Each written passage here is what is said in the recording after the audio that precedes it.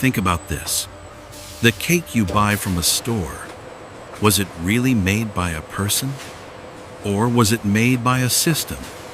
Inside this factory, thousands of cakes are produced every single day, without a recipe book, without tasting, without a baker's hands.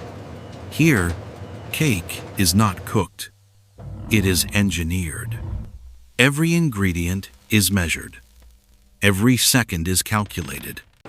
Every degree of heat is controlled. One small mistake can destroy thousands of cakes at once. One wrong temperature, and an entire production line shuts down. In this video, you'll see how raw materials are transformed into perfectly identical cakes. You'll see how machines decide when a cake rises, when it sets, and when it's ready to leave the factory. This is not just the story of cake. This is the story of scale, of precision, of machines replacing human instinct. Welcome to Inside the Cake Factory.